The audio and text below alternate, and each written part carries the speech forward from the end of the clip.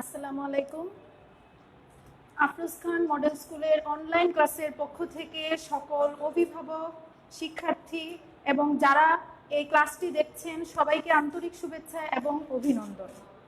স্টুডেন্টসরা, গত ক্লাসে আমি বলেছিলাম যে আমি আজকে পড়াবো ট্রান্সফরমেশন অফ সেন্টেন্স, কিন্তু আমি ওইটা যখন আমি দেখলাম তখন বুঝতে পারলাম যে ট্রান্সফরমেশন অফ সেন্টেন্সের কিছু কিছু অংশ যদি আমি আলোচনা করতে চাই তখন তোমাদের ভার্ব সম্পর্কে ক্লিয়ার ধারণা থাকতে হবে। তো আসলে আমি বুঝলে তো হবে না, বুঝতে হবে তোমাদের। যাদেরকে আমি পড়াবো তারাই যদি আমার পড়ার অর্থ না বুঝলো তাহলে আমার এই টিচিংয়ের কোনো সার্থকতা নেই। সেই কথা বিবেচনা করে, সেই কথাটা আমি মাথায় রেখে আজকে আমি তোমাদেরকে রাইট ফর্ম অফ ভার্বস সম্পর্কে আলোচনা করব। তোমাদের সাথে আলোচনা করব রাইট ফর্ম অফ ভার্বস সম্পর্কে। আমি গত ক্লাসে বলেছিলাম তোমরা ডায়েরিতে তোমাদের অবশ্যই পাঠদানের বিষয়টি লিখবে। তোমরা নিশ্চয়ই ডায়েরিটি তোমাদের সামনে নিয়ে বসেছ। আমার মতো তোমরা এইভাবে লিখো, রাইট ফর্ম অফ ভার্বস। খুব ক্লিয়ারলি ভাবে আমি আজকে ক্লাসটি নিব, হয়তো একটু অল্প অল্প, যেন তোমরা বুঝতে পারো। আমি আমার ক্লাসে চলে যাচ্ছি, তোমরা ভালোভাবে খেয়াল করো। Right form of verbs. Right form of ভার্বসের প্রথম আলোচনার বিষয়টি হচ্ছে ভার্ব নিয়ে আমার আলোচনা করতে হবে। আমার প্রথম আলোচ্য বিষয়টি হবে ভার্ব। আমরা সবাই জানি ভার্ব কি। ভার্ব অর্থ ক্রিয়াপদ। ভার্ব অর্থ ক্রিয়াপদ, যা দ্বারা কোনো কাজ হওয়া, যাওয়া, খাওয়া, অর্থাৎ যে কোনো কাজ করা বোঝায় তাকেই বলা হয় ভার্ব বা ক্রিয়াপদ। এখন মনে হতে পারে যে এটি অনেক সহজ। হ্যাঁ, ভার্ব আসলেও অনেক সহজ একটি বিষয়, কিন্তু যখন আমরা অ্যাপ্লাই বা প্রয়োগ করতে যাই ঠিক তখনই দেখা যায় যে আমরা ভার্ব সম্পর্কে আসলে কিছুই জানি না। আমাদের সমস্যাটা হয় শুধু অ্যাপ্লাইয়ের ক্ষেত্রে।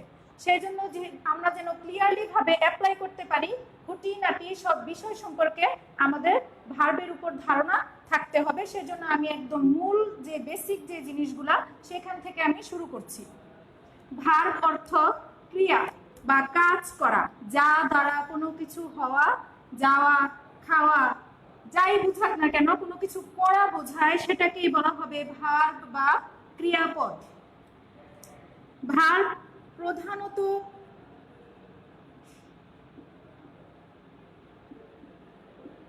দুই প্রকার। এটা আমরা মোটামুটি সকলেই জানি, ট্রানজিটিভ এন্ড ইনট্রানজিটিভ। এটা আমাদের কাছে আজকের মুখ্য বিষয় নয়। আমাদের মুখ্য বিষয় হচ্ছে আমরা আজকে জানবো প্রিন্সিপাল ভার্ব। প্রিন্সিপাল ভার্ব এবং অক্সিলিয়ারি ভার্ব সম্পর্কে। প্রিন্সিপাল এবং অক্সিলিয়ারি ভার্ব সম্পর্কে। প্রিন্সিপাল ভার্ব এবং অক্সিলিয়ারি ভার্ব। প্রিন্সিপাল ভার্ব হচ্ছে সেই ভার্বগুলো যেগুলো স্বাধীনভাবে অর্থ প্রকাশ করতে পারে, এবং অক্সিলিয়ারি ভার্ব হচ্ছে যাদের নিজস্ব কোনো অর্থ নেই, যারা টেন্স, মুড, ভয়েস অনুযায়ী চেঞ্জ হবে, তাদেরকেই বলা হবে অক্সিলিয়ারি ভার্ব। আমি আবারও বলছি, প্রিন্সিপাল ভার্ব হচ্ছে সেই ভার্বগুলো যেগুলো নিজস্ব অর্থ আছে, স্বাধীনভাবে যারা ব্যবহৃত হতে পারে। কিন্তু অক্সিলিয়ারি ভার্বগুলো স্বাধীনভাবে ব্যবহৃত হতে পারে না। তাদের নিজস্ব অর্থ থাকলেও তাদের অর্থের সার্থকতা পাবে তখন যখন তারা মেইন ভার্বের আগে বসবে, তখনই আমরা অক্সিলিয়ারি ভার্বের সার্থকতাটা দেখতে পারবো।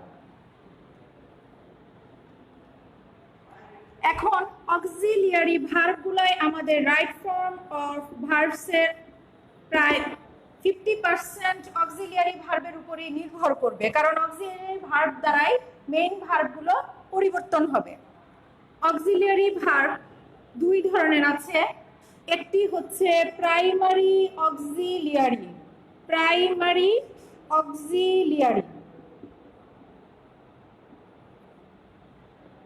আরেকটি হচ্ছে মডাল অক্সিলিয়ারি। প্রাইমারি অক্সিলিয়ারি আরেকটি হচ্ছে মডাল অক্সিলিয়ারি। এখন প্রাইমারি অক্সিলিয়ারি বলতে আমরা কোনগুলোকে বুঝবো? প্রাইমারি অক্সিলিয়ারি বলতে আমরা 3 ধরনের ভার্বকে বুঝবো। 3 ধরনের ভার্বকে আমরা প্রাইমারি অক্সিলিয়ারি হিসেবে বুঝে থাকি। টু বি,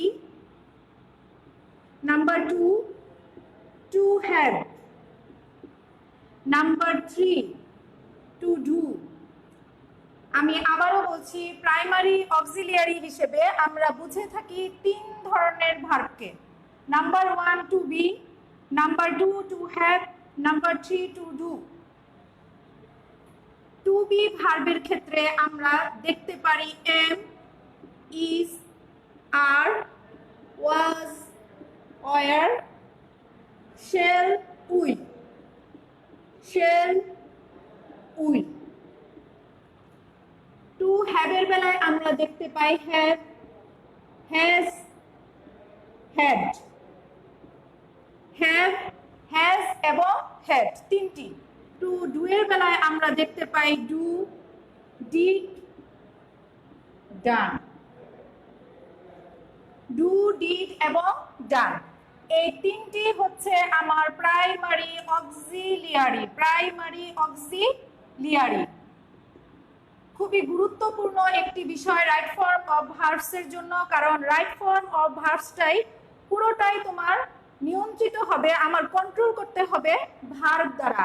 সেই জন্য ভার্ব সম্পর্কে আমার অনেক জানা জরুরি, বিশেষ করে অক্সিলিয়ারি ভার্ব এবং প্রিন্সিপাল ভার্ব সম্পর্কে। সেই জন্যই আমার এই আলোচনাটা করা। To be verb, to have verb, to do verb. To be এর ভেতর am, is, are, was, were, shall, will এবং হ্যাভের বেলায় আছে হ্যাভ, হ্যাজ এবং হ্যাড। টু ডু এর বেলায় আছে ডু, ডিড এবং ডান, এই 3টি।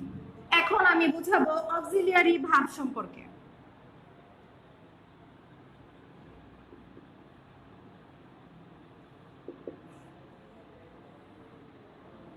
অক্সিলিয়ারি মডাল অক্সিলিয়ারিটি হচ্ছে ক্যান, কুড,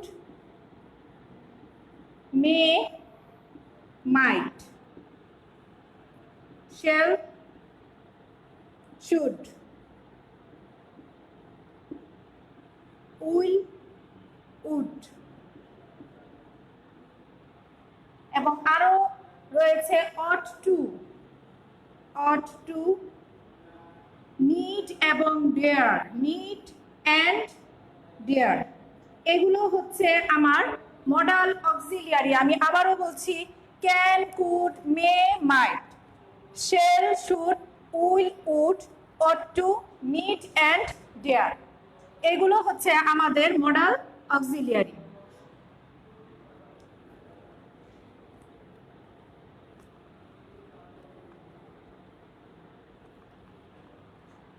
অক্সিলিয়ারি ভার্বগুলো যেমন এম, ইজ, আর,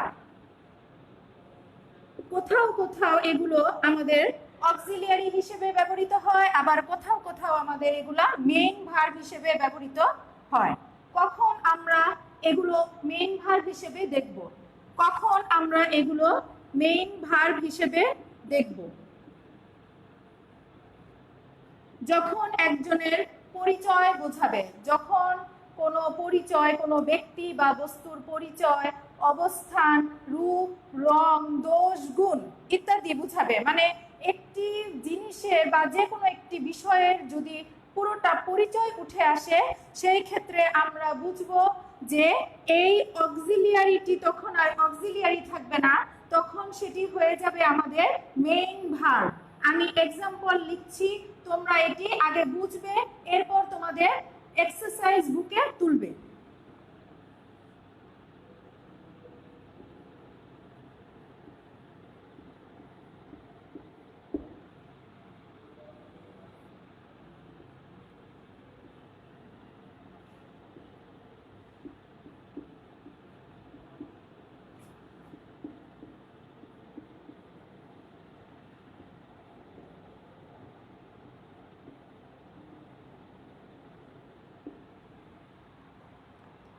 এখানে দেখা যাচ্ছে প্রথমটিতে রয়েছে I am a teacher, I am a teacher.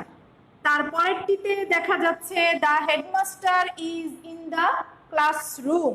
তোমরা একটু খেয়াল করলে দেখবে এখানে অক্সিলিয়ারি ভার্ব, এখানে ইজ, যেটা আমরা সাধারণভাবে জেনে থাকি যে দেখলে আমাদের মনে হয় যে এম এবং ইজ হচ্ছে অক্সিলিয়ারি ভার্ব, কিন্তু এই ক্ষেত্রে কিন্তু সেটি নয়। এই ক্ষেত্রে এম হচ্ছে আমাদের মেইন ভার্ব, এই ক্ষেত্রে এম হচ্ছে আমাদের মেইন ভার্ব, কারণ এখানে আমি পরিচয় দিয়েছি আমার একজন শিক্ষক হিসেবে, যেহেতু এখানে আর কোনো ভার্ব নেই, কোনো প্রিন্সিপাল ভার্ব নেই এবং এখানে আমার পরিচয় বোঝানো হয়েছে, সেই জন্য আমার এই এমটা এখন আর অক্সিলিয়ারি ভার্ব নয়, এখানে এম হয়ে গেছে আমার মেইন ভার্ব বা principal verb.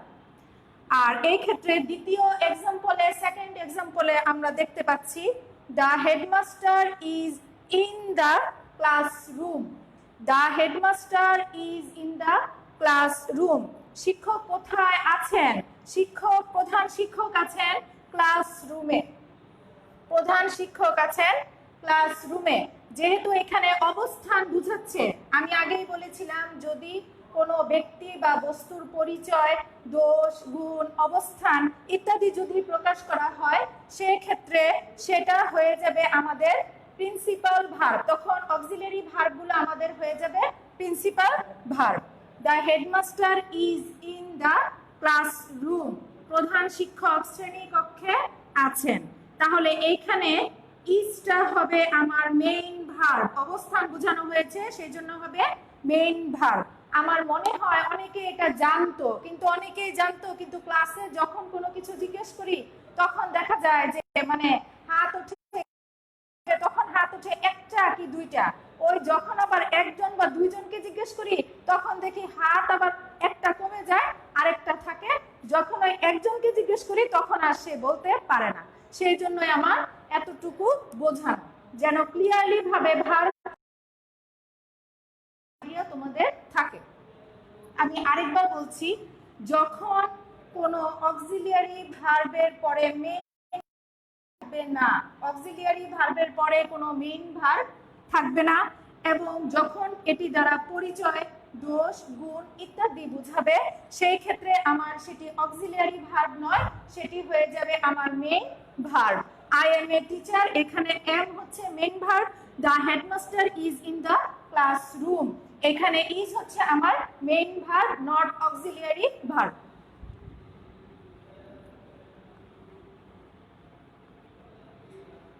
Right form of verbs এর জন্য তোমাদের দুইটি বিষয় সম্পর্কে ধারণা থাকতে হবে। পার্সন, পার্সন সম্পর্কে ধারণা থাকতে হবে এবং তোমাদের আরেকটি ধারণা থাকতে হবে কনজুগেশন অফ ভার্ব সম্পর্কে, কনজুগেশন অফ ভার্ব। এই দুইটি বিষয় সম্পর্কে তোমাদের ক্লিয়ার কনসেপ্ট থাকতে হবে। যদি তোমরা এই দুইটি ভালো করে বুঝো, অ্যাপ্লাইয়ে তোমাদের কোনো সমস্যা হবে না। প্রথমটি হচ্ছে পার্সন সম্পর্কে, প্রথমটি হচ্ছে পার্সন সম্পর্কে। আমরা পার্সন বলতে বুঝি যে পুরুষ, প্রথম, first person, second person, third person. আমি আরেকটু সহজভাবে ক্লিয়ার করার জন্য বোঝাচ্ছি, যে সাবজেক্ট সেই পার্সন, যে সাবজেক্ট সেই পার্সন। আরেকভাবেও বলা যায় বা আমি লিখতে পারি, যেভাবে যেভাবে বোঝানো যায় সবগুলা মানে অ্যাপ্লাই আমি করব, যে যেভাবে বুঝায় সে বুঝে নিবে। যে সাবজেক্ট সেই পার্সন।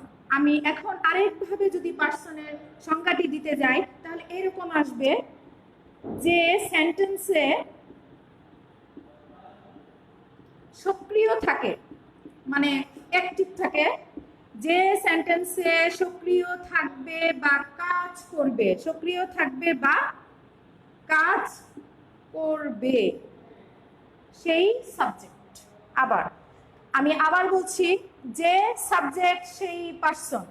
আবার আমি অন্যভাবে বুঝালাম, যে সেন্টেন্সে সক্রিয় থাকবে বা কাজ করবে সেই হবে পার্সন বা সাবজেক্ট।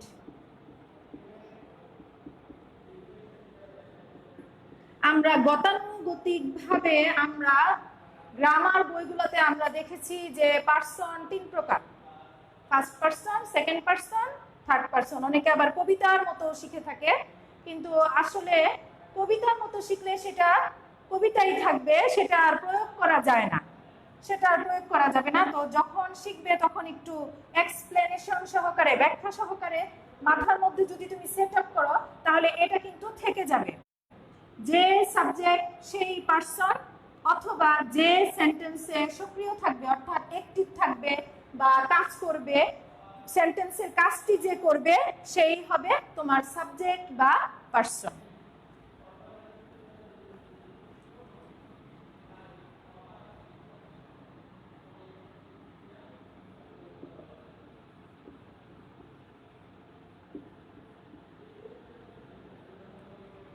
সাবজেক্ট সিঙ্গুলার এবং প্লুরাল আমার যখন আমি রাইট ফর্ম অফ ভার্বস পড়ব তখনই আমার দেখা যাবে প্রথম যে নিয়মটি আসবে সেটা সম্পর্কে জানতে হলে আমার সিঙ্গুলার এবং প্লুরাল, নাউন এবং প্রোনাউনের সিঙ্গুলার এবং প্লুরাল রূপ সম্পর্কে আমার ধারণা থাকতে হবে।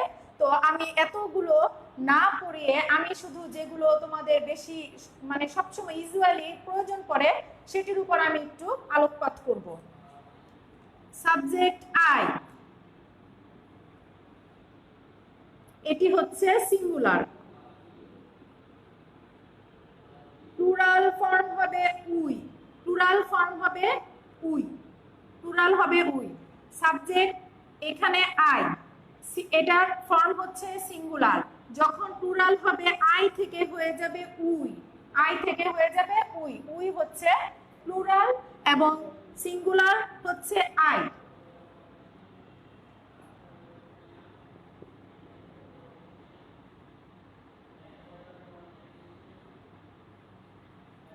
আমাদের এটি হচ্ছে ফার্স্ট পারসন, এটি হচ্ছে ফার্স্ট পারসন। আই এবং উই ফার্স্ট পারসন, আই হচ্ছে সিঙ্গুলার এবং উই হচ্ছে plural. Second person, second person হচ্ছে ইউ, ইউর। এবং কবিতায় যদি আমরা আপার ক্লাস লেভেলে যখন যাব অথবা এখন অনেকগুলোতেই দেখা যায় দো, এই ব্যবহারটি কবিতার ক্ষেত্রে ব্যবহার করা হয়ে থাকে। এটির অর্থ কিন্তু তুমি, এটির অর্থ কিন্তু তুমি, ইউ, ইউর এবং দো। এখানে একটি মজার ব্যাপার হচ্ছে singular you you, plural you you, অর্থাৎ আমার এরপরে অক্সিলিয়ারি ভার্ব ব্যবহার করে বোঝাতে হবে যে এটা কি মানে প্লুরাল হিসেবে আছে কিনা। ইউ দেখা যায় বেশিরভাগই প্লুরাল হিসেবে আমরা ব্যবহার করে থাকি, এটার কোনো বিকল্প দেখা যায় না। এরপর সবচেয়ে গুরুত্বপূর্ণ যেটা রাইট ফর্ম অফ ভার্বস এর জন্য সেটি হচ্ছে আমাদের থার্ড পারসন সিঙ্গুলার নাম্বার। এটি কিন্তু আমাদের মানে ভেজাল, ভেজাল বলতে মানে যখন আমাদের ভুলটা হয়ে যায় এই থার্ড পারসন সিঙ্গুলার নাম্বার যখন আমরা নির্ণয় করতে যাই তখনই আমাদের পারসন আমাদের সব উল্টাপাল্টা হয়ে যায় এবং এটা দ্বারাই কিন্তু ভুলগুলা হয়।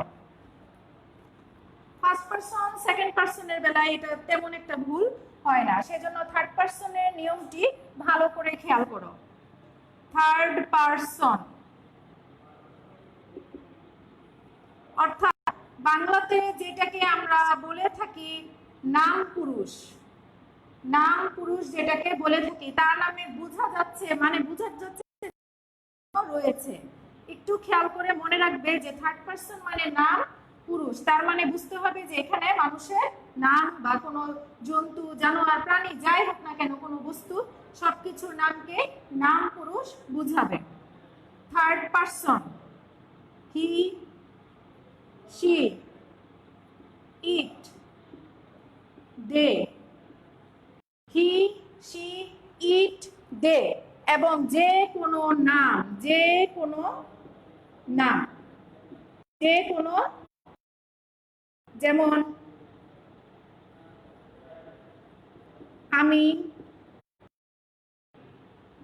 যারা, এটসেট্রা ইত্যাদি হচ্ছে থার্ড পারসন। আমি আবারও বলছি হি, শি, ইট, দে এবং যে কোনো সবই হচ্ছে আমাদের থার্ড পারসন।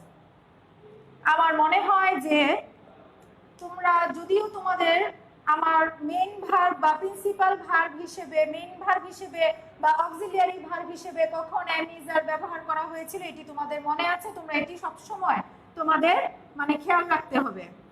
থার্ড পারসন আমি আবারও বলছি, হি, শি, ইট, দে এবং যে কোনো নাম। এখন এখানে যেটি আমাদের সবচেয়ে বেশি প্রবলেম করে সিঙ্গুলার এবং প্লুরাল, সিঙ্গুলার এবং প্লুরাল থার্ড পারসনের, সিঙ্গুলার প্লুরাল। সিঙ্গুলার হচ্ছে হি, শি, ইট, এই তিনটি হচ্ছে সিঙ্গুলার বা যে কোনো একজনের নাম, যে কোনো নাম, এগুলা হচ্ছে সিঙ্গুলার। আর প্লুরাল হচ্ছে আমার দে, প্লুরাল হচ্ছে দে, প্লুরাল হচ্ছে দে। তারা সবসময় থার্ড পারসন এবং তারা এখানে প্লুরাল বা বহুবচন হিসেবে ব্যবহৃত হবে। পারসন সম্পর্কে এতটুকু ধারণা থাকলে আমার মনে হয় না যে রাইট ফর্ম অফ ভার্বসে তোমাদের কোনো সমস্যা হবে, এতটুকুই যথেষ্ট। কষ্ট করে একটু মনে রাখতে হবে।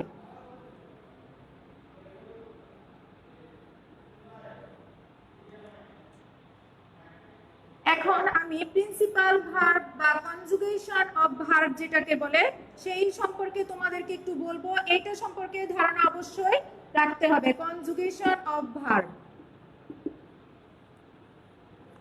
অনেকেই জানে, অনেকেই বুঝে।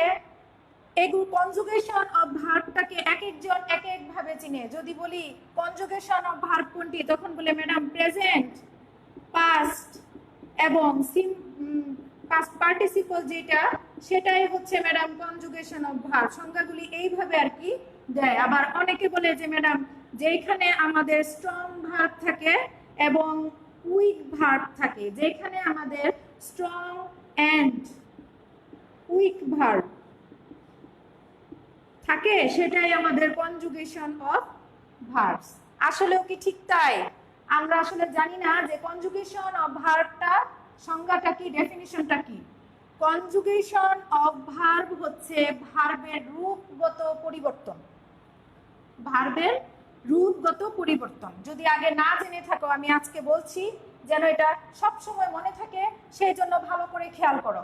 কনজুগেশন অফ ভার্ব হচ্ছে ভার্বের রূপগত পরিবর্তন, রূপগত পরিবর্তনকেই বলা হয় কনজুগেশন অফ ভার্ব। ডেফিনিশনটা হবে এইটা যে কনজুগেশন অফ ভার্ব বলতে কি বুঝি, ভার্বের রূপগত পরিবর্তনটাকে আমরা বুঝে থাকি।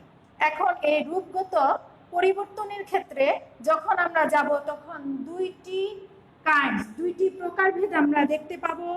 একটি হচ্ছে স্ট্রং, আরেকটি হচ্ছে উইক। এই দুই ধরনের ভার্ব, একটি হচ্ছে স্ট্রং ভার্ব, আরেকটি হচ্ছে আমাদের উইক ভার্ব। স্ট্রং ভার্ব হচ্ছে যেগুলো ভাওয়েল পরিবর্তন করতে হবে, ভাওয়েল পরিবর্তন করতে হবে, সেগুলো হচ্ছে আমাদের স্ট্রং। এবং যেগুলো উইক ভার্ব সেগুলোর শেষে আমরা টি, ইডি, এন ইত্যাদি যোগ করব, ইত্যাদি যোগ করব, সেগুলি হচ্ছে আমাদের week verb.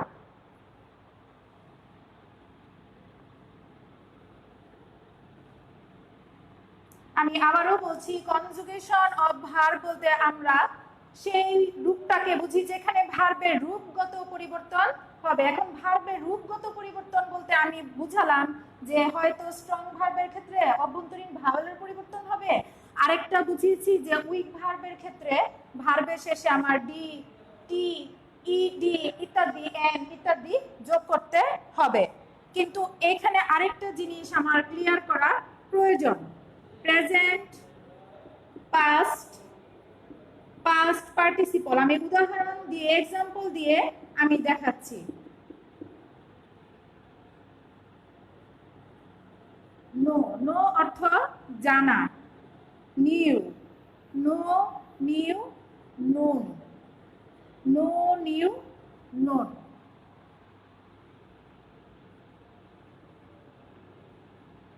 Learn, learned, learned, লার্নডও হতে পারে আবার লার্নডও হতে পারে।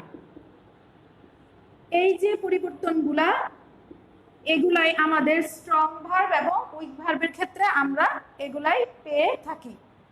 আমার মনে হয় যে ভার্ব এবং পার্সন সম্পর্কে আমার যতটুকু প্রয়োজন রাইট ফর্ম অফ ভার্ব সম্পর্কে জানার ততটুকু আমি দিয়েছি। এখন তো আমি রাইট ফর্ম অফ ভার্বস এর আলোচনায় চলে যাব।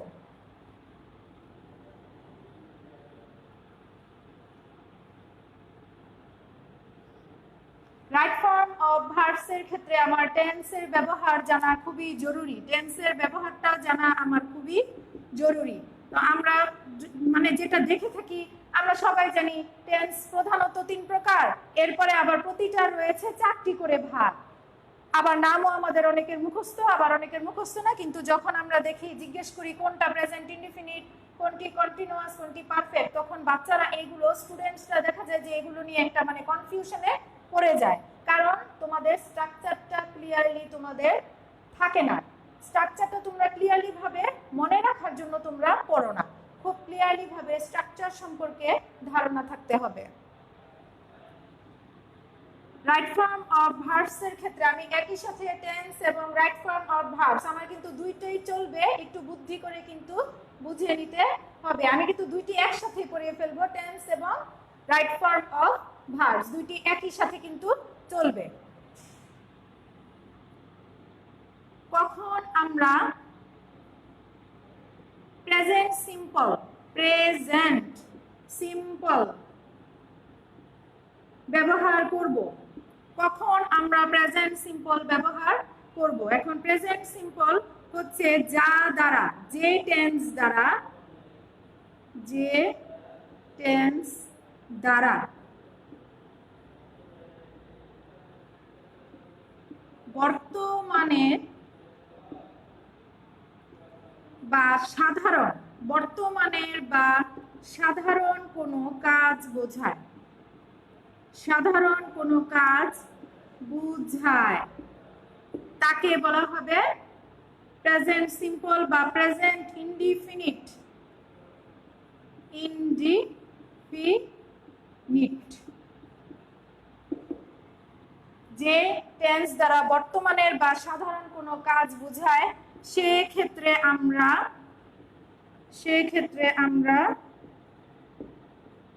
সিম্পল প্রেজেন্ট টেন্সের স্ট্রাকচার ব্যবহার করব। সিম্পল প্রেজেন্ট টেন্স এর স্ট্রাকচার ইউজ করব। এখন আমার জানতে হবে যে সিম্পল প্রেজেন্ট টেন্সের স্ট্রাকচারটা কি। সিম্পল প্রেজেন্ট টেন্সের স্ট্রাকচারটা কি? প্রথমেই আমার সাবজেক্ট, প্রথমেই থাকবে সাবজেক্ট, যেহেতু কাজ করতে হবে, সেন্টেন্স দ্বারা সেন্টেন্সে কাজ করতে হবে, সেজন্য আমার একজনকে লাগবে, সে একজন হচ্ছে আমার সাবজেক্ট। সিম্পল প্রেজেন্ট টেন্সে এটা তোমরা সবাই জানো যে সিম্পল প্রেজেন্ট টেন্স এবং সিম্পল পাস্ট টেন্সে, অর্থাৎ প্রেজেন্ট ইনডিফিনিট এবং পাস্ট ইনডিফিনিটে কোনো অক্সিলিয়ারি ভার্ব থাকে না। সেই জন্য আমার এইখানে ব্যবহার করতে হবে মেইন ভার্ব বা principal verb.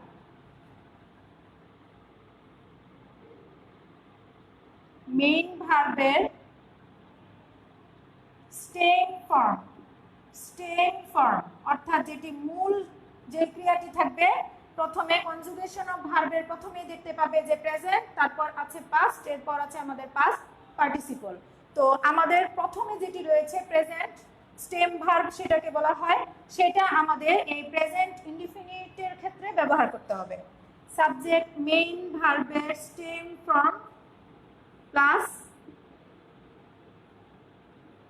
Object plus extension.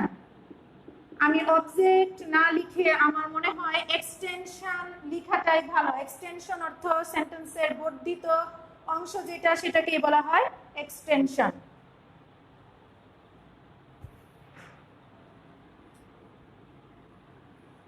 আমার এই স্ট্রাকচারটি অবশ্যই জানতে হবে। সাবজেক্ট মেইন ভার্বের স্টেম ফর্ম প্লাস এক্সটেনশন। এখন আমি দেখব যে কোন কোন ক্ষেত্রে রাইট ফর্ম অর ভার্বসের কোন কোন ক্ষেত্রে আমরা সিম্পল প্রেজেন্ট টেন্স ব্যবহার করি বা প্রেজেন্ট ইনডিফিনিট টেন্স ব্যবহার করে থাকি। ব্যক্তি বা কোনো বস্তুর সহজাত বৈশিষ্ট্য, সহজাত বা জন্মগত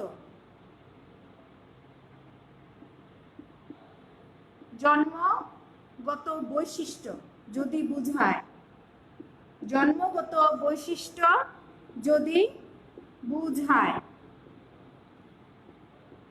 সেক্ষেত্রে আমরা সিম্পল প্রেজেন্ট টেন্সের স্ট্রাকচারটি ব্যবহার করব। সিম্পল প্রেজেন্ট টেন্সের স্ট্রাকচারটি ব্যবহার করব। ব্যক্তি বা বস্তুর সহজাত বৈশিষ্ট্য, a mother loves her child। একজন মায়ের সহজাত বা জন্মগত বৈশিষ্ট্য যেটি, তিনি তার সন্তানকে ভালোবাসেন। তাহলে এটি কিন্তু আমাদের সহজাত বৈশিষ্ট্য বোঝায়। সেই ক্ষেত্রে আমরা প্রেজেন্ট সিম্পল বা প্রেজেন্ট ইনডিফিনিট টেন্সের স্ট্রাকচারটি ব্যবহার করব। আমি কিভাবে এইখানে টেন্সের স্ট্রাকচারটি লিখেছি দেখাচ্ছি। এ মাদার, এখানে subject, loves, main verb, her child, object লিখে তারপর এক্সটেনশন লিখলে চলবে। আমি শুধু লিখলাম এক্সটেনশন, সেন্টেন্সের বর্ধিত অংশ। তাহলে a mother loves her child, subject, main verb, extension, simple present tense. যদি ব্যক্তি বা বস্তুর সহজাত বা জন্মগত বৈশিষ্ট্য বুঝায়, সেই ক্ষেত্রে আমি প্রেজেন্ট সিম্পল বা ইনডিফিনিট, প্রেজেন্ট ইনডিফিনিট টেন্সের প্রয়োগ করব রাইট ফর্ম অফ ভার্বসের ক্ষেত্রে। এখানে খুবই গুরুত্বপূর্ণ একটি বিষয়, সবারই ক্লিয়ারলি ভাবে এটা জানে, সবাই ভর্তি পরীক্ষা সবাই এটি দেয়, 2-তে 3-তে 4-এ দেয়, কিন্তু আবার 7-এ এসে ভুলে যায়, ভুল করে। তাদের জন্য আমি দেখাচ্ছি। এখানে a mother third person, a mother হচ্ছে থার্ড পারসন, কারণ যে কোনো মাকে এখানে বোঝানো হয়েছে থার্ড পারসন, এবং তিনি হচ্ছেন এখানে এ মাদার সিঙ্গুলার, তারপর লাভ ক্রিয়াপদ, যেহেতু তিনি এখানে থার্ড পারসন সিঙ্গুলার নাম্বার, সেই জন্য আমার ভার্বের শেষে এস অথবা ইএস যোগ করতে হবে। আমার ভার্বের শেষে এস অথবা ইএস যোগ করতে হবে। থার্ড পারসন সিঙ্গুলার নাম্বার হলে ভার্বের শেষে এস অথবা ইএস দেব, যদি সেটা আমার প্রেজেন্ট ইনডিফিনিট বা সিম্পল প্রেজেন্ট টেন্স হয়।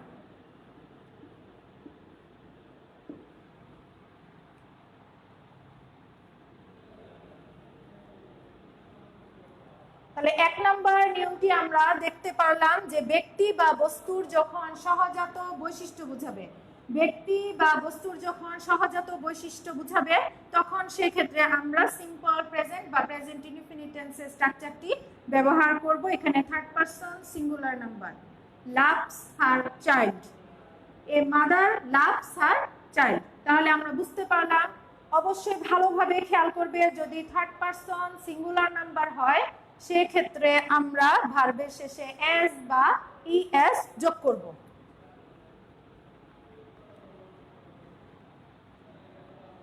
দুই নাম্বার নিয়মটি আমরা দেখব, প্রতিনিয়ত ঘটছে, মানে বারবার একটি ঘটনা ঘটছে, প্রতিনিয়ত ঘটছে, সেক্ষেত্রে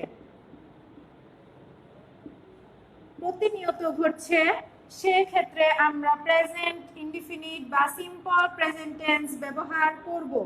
সিম্পল প্রেজেন্ট টেন্স ব্যবহার করব। প্রতিনিয়ত ঘটছে। এখন প্রতিনিয়ত ঘটছে যদি আমি বুঝাই, তাহলে আমি একটি সেন্টেন্সের মাধ্যমে আমি এটি ক্লিয়ার করে বুঝাচ্ছি। I go to Mymensingh, I go to Mymensingh 3 times in a month,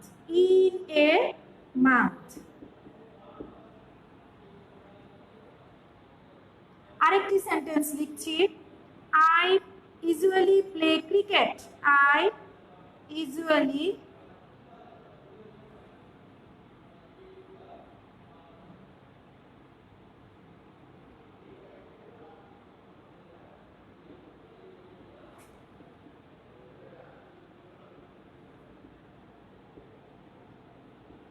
on Monday. I usually play cricket on Monday. আরেকটি আমি লিখেছি, I go to Mymensingh 3 times in a month. এখানে দেখা যাচ্ছে যে আমি মান্থ, প্রতি মাসে আমি 3 বার করে ময়মনসিংহ যাচ্ছি। তাহলে এই ঘটনাটি কিন্তু আমার প্রতিনিয়ত এগেইন এন্ড এগেইন বারবার ঘটছে, বারবার ঘটে যাচ্ছে। তো এটা অনেকটা দেখা যাচ্ছে যে নিয়মের ভিতরে, অভ্যাসের ভিতরে পরিণত হচ্ছে। I go two Mymensingh 3 times in a month. আরেকটি হচ্ছে I usually play cricket on Monday, মানে সোমবারে আমি সাধারণত ক্রিকেট খেলে থাকি, মানে প্রতি সোমবার এই ঘটনাটি ঘটে থাকে। তাহলে এটি আমাদের প্রতিনিয়ত ঘটছে। সেই ক্ষেত্রে আমরা প্রেজেন্ট ইনডিফিনিট বা সিম্পল প্রেজেন্ট টেন্সের স্ট্রাকচারটি ব্যবহার করব। সেই ক্ষেত্রে আমি দেখাচ্ছি, আই হচ্ছে সাবজেক্ট, গো হচ্ছে মেইন ভার্ব, প্রিন্সিপাল ভার্ব বা main verb, to Mymensingh 3 times in a month extension.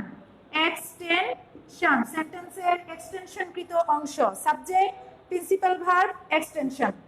I subject, usually সময় জ্ঞাপক, ইউজুয়ালি হচ্ছে সময় জ্ঞাপক অ্যাডভার্ব, ইউজুয়ালি হচ্ছে সময় জ্ঞাপক অ্যাডভার্ব যেটা দ্বারা আমাদেরকে সময় নির্দেশ করা হচ্ছে।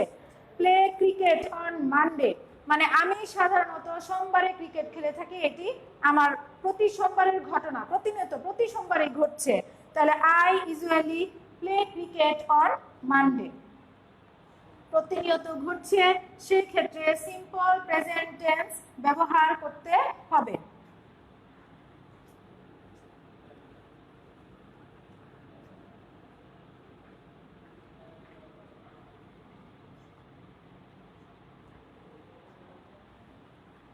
লেখকের উদ্ধৃতি, লেখকের উদ্ধৃতি মানে যখন কোনো লেখক কিছু বলেছেন সেটাকে আমরা উদ্ধৃতি বলি।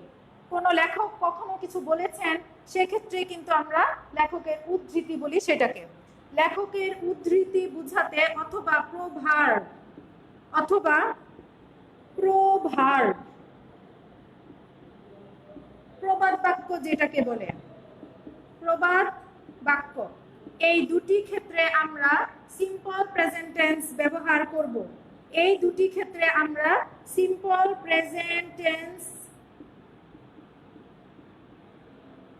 ইউজ করব।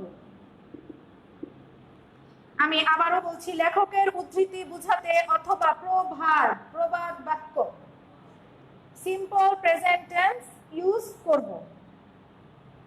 আমি একটি এক্সাম্পল দিচ্ছি।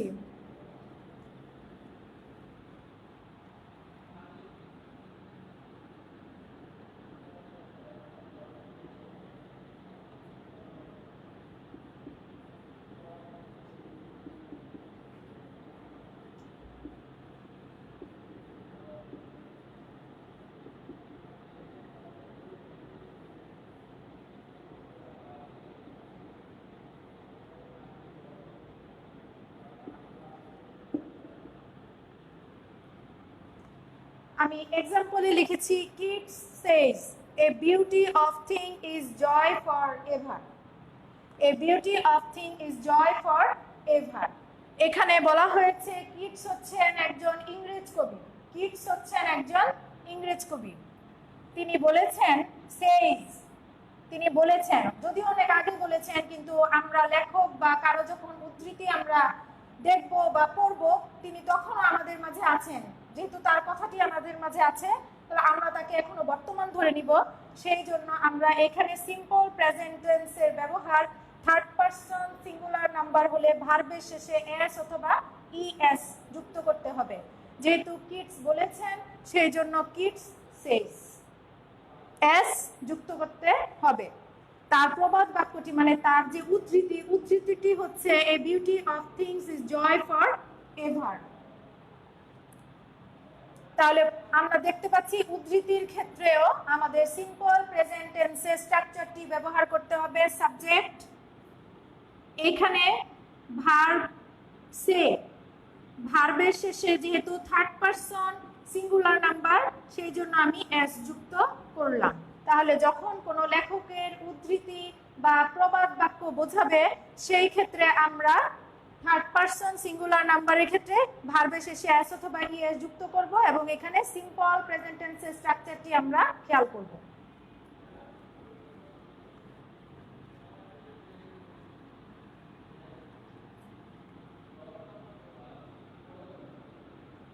হ্যাবিচুয়াল ফ্যাক্ট যেটাকে বলে থাকে অভ্যাসগত কর্ম, হ্যাবিচুয়াল ফ্যাক্ট বা অভ্যাসগত কর্ম।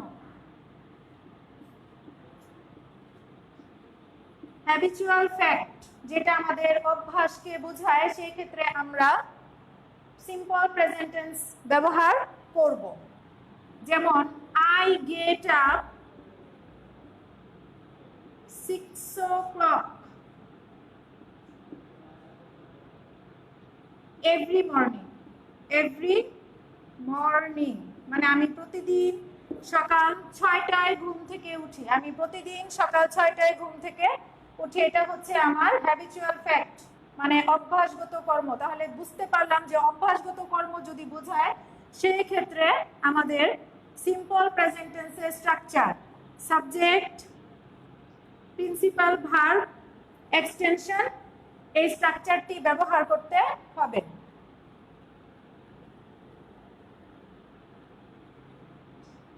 He goes to field every afternoon. Every afternoon প্রতিদিন বিকালে সে মাঠে যায়, প্রতিদিন বিকেলে সে মাঠে যায়। এই ক্ষেত্রে হি হবে সাবজেক্ট, গোস যায়, principal verb, to field after every afternoon, extension, extension সেই ক্ষেত্রে আমি দেখতে পাচ্ছি থার্ড পারসন সিঙ্গুলার নাম্বার সেই জন্য ভার্বের শেষে এস অথবা ইএস যুক্ত করতে হবে। He goes to field every afternoon, এটি হচ্ছে অভ্যাসগত কর্ম সেই জন্য আমার এই স্ট্রাকচারটি সিম্পল প্রেজেন্ট টেন্সে ব্যবহার করতে হবে। Subject, principal verb plus extension.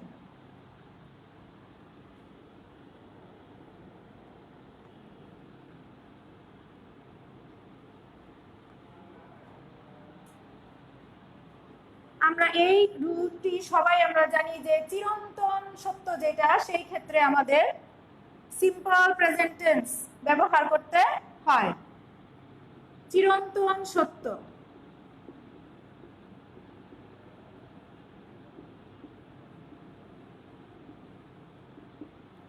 সেই ক্ষেত্রে ice floats on water, water flows downwards। দুইটি চিরন্তন সত্য, আইস ফ্লোটস অন ওয়াটার বরফ পানিতে ভাসে, বরফ পানিতে ভাসে, এবং ওয়াটার ফ্লোজ ডাউনওয়ার্ডস পানি নিচের দিকে প্রবাহিত হয় বা পানি নিম্ন দিকে বহমান। দুইটি চিরন্তন সত্য ঘটনা।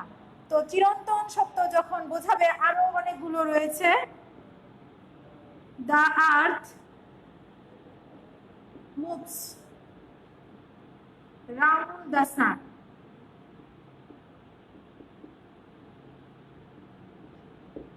The earth moves round the sun তিনটি চিরন্তন সত্য ঘটনা। সেই ক্ষেত্রে আমরা সিম্পল প্রেজেন্ট টেন্সের স্ট্রাকচারটি ব্যবহার করেছি। আইস সাবজেক্ট, ফ্লোট আইস যেহেতু এখানে সিঙ্গুলার সেই জন্য মূল ভার্বের শেষে আমার ফ্লোট ভাষা, ফ্লোট অর্থ ভাষা, তাহলে বরফ পানিতে ভাসে, আইস ফ্লোটস, ফ্লোটের শেষে আমি এস যুক্ত করেছি on water, extension, extension, ice floats on water. আরেকটি হচ্ছে water flows downwards, নিম্নমুখী বা নিচের দিকে ধাবিত হওয়া, পানি নিচের দিকে প্রবাহিত হয়, ফ্লো অর্থ প্রবাহিত হওয়া। যেহেতু ওয়াটার এখানে থার্ড পারসন হিসেবে ব্যবহৃত হয়েছে, চিরন্তন সত্য সিঙ্গুলার, সেজন্য ভার্বের শেষে আমি এস যুক্ত করে ফ্লোজ ইউজ করেছি। ওয়াটার ফ্লোজ ডাউনওয়ার্ডস, পানি নিচের দিকে ধাবিত হয়। The earth moves round the sun, এটা সকলেই জানো, এটি চিরন্তন সত্য এবং খুব সিম্পল একটি ব্যবহার। শুধু খেয়াল করে বসাতে হবে, মুভ নয় মুভস, মুভ নয় moves. The earth third person singular number, সেই জন্য আমার এখানে মুভ ব্যবহার না করে মুভস ব্যবহার করতে হবে। আমরা যেই মানে ভুলগুলো সাধারণত হয়ে থাকে, খুব দ্রুত করতে যে আমরা পার্সনটা নির্ণয় করতে পারি না, খুব দ্রুত মানে করতে যে আমরা পার্সনটা নির্ণয় করতে পারি না, সেই জন্য যখন আমরা পার্সন নির্ণয় করতে পারবো না তখনই কিন্তু আমাদের এই ভার্বের ভুল হয়ে যায়, তখন রাইট ফর্ম অফ ভার্বস না হয়ে যায় রং ফর্ম অফ ভার্বস।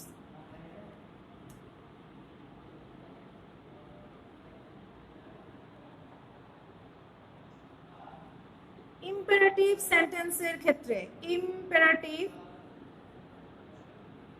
সেন্টেন্সের ক্ষেত্রে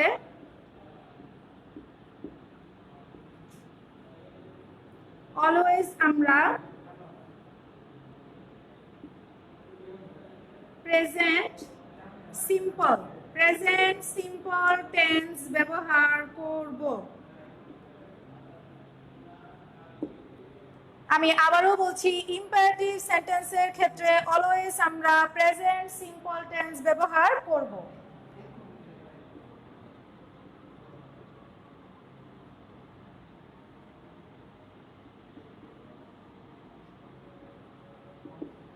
প্রীতম ডু দ্য ওয়ার্ক,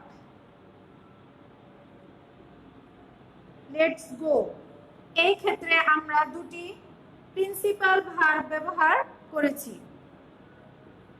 দেখা যাচ্ছে যে ইম্পারেটিভ সেন্টেন্সের ক্ষেত্রে পরেরটি অবশ্যই সিম্পল প্রেজেন্ট টেন্সের স্ট্রাকচারে ব্যবহার করতে হবে।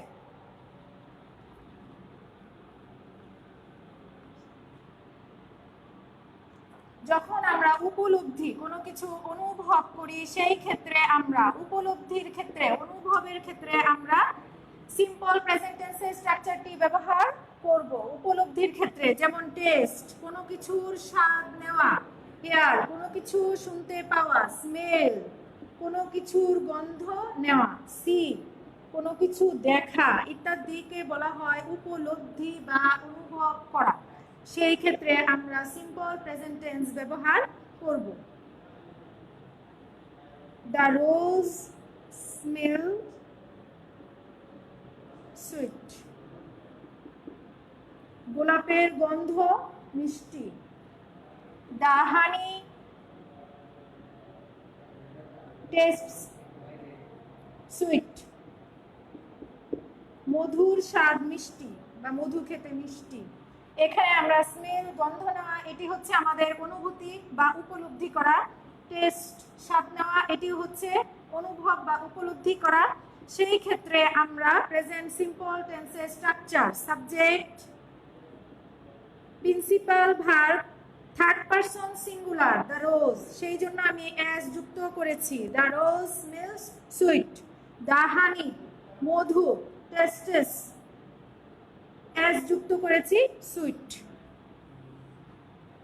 দুইটি নিয়মই যথাযথভাবে একই নিয়মে চলতে থাকবে। Right form or verbs tense দুইটি একই বিষয়, তোমরা দুটি একসাথে ক্লিয়ার করবে।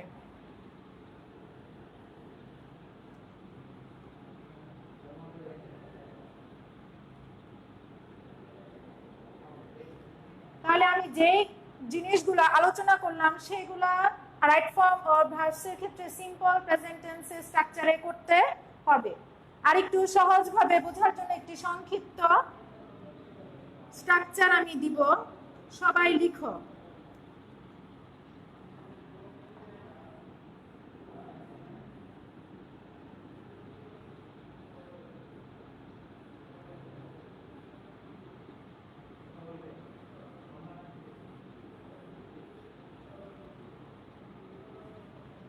sons are good.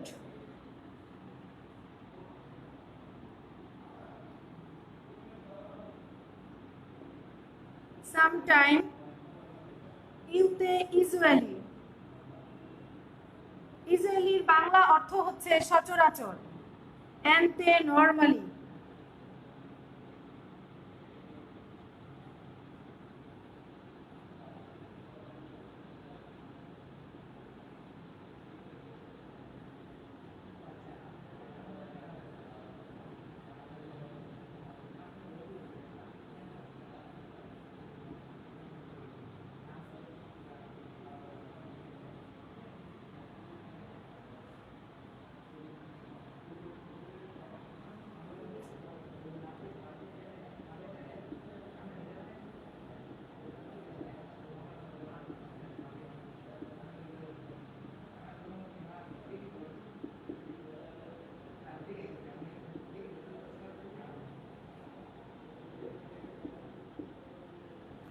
স্টুডেন্টসরা ভালো করে দেখো, এস তে সামটাইম, ইউতে ইউজুয়ালি, এনতে নরমালি, এতে অলওয়েজ, আরতে রেগুলারলি, ইতে এভরি, জিতে জেনারেলি, ওতে অফেন, ওতে অকেশনালি, ডিতে ডেইলি। আমরা এতক্ষণ যে পড়লাম যে প্রেজেন্ট সিম্পল টেন্স যেটাতে ব্যবহার করতে হবে, কিছু কিছু দেখে নিয়মগুলোর ভিতরে পড়ে, আবার অনেকগুলো দেখা যায় যে এই সংকেতগুলো দেওয়া থাকে। সেই ক্ষেত্রে আমার বুঝে নিতে হবে যে এইখানে আমার সিম্পল প্রেজেন্ট টেন্স ব্যবহার করতে হবে বা প্রেজেন্ট ইনডিফিনিট টেন্সের স্ট্রাকচারটি ব্যবহার করতে হবে। আমি আবারও বলছি, এস তে সামটাইম, ইউতে ইউজুয়ালি, এনতে নরমালি, এতে অলওয়েজ, আরতে রেগুলারলি, ইতে এভরি, জিতে জেনারেলি, ওতে অফেন, ওতে অকেশনালি, ডিতে ডেইলি। কোনো সেন্টেন্সে যদি এই ওয়ার্ডগুলো সময় জ্ঞাপক ওয়ার্ডগুলি দেওয়া থাকে, সেই ক্ষেত্রে আমাদের অবশ্যই সিম্পল প্রেজেন্ট টেন্সের স্ট্রাকচার রাইট ফর্ম অফ ভার্বসে ইউজ করতে হবে। Sons are good. Sometimes, usually, normally, always, regularly, every. Generally, often, occasionally, daily. এগুলো যখন থাকবে সেই ক্ষেত্রে আমার সিম্পল প্রেজেন্ট টেন্সের স্ট্রাকচার ব্যবহার করতে হবে। আজকে আমার ক্লাস এ পর্যন্তই। আগামী দিন আমি আবার বাকিগুলো নিয়ে তোমাদের সাথে আলোচনা করব।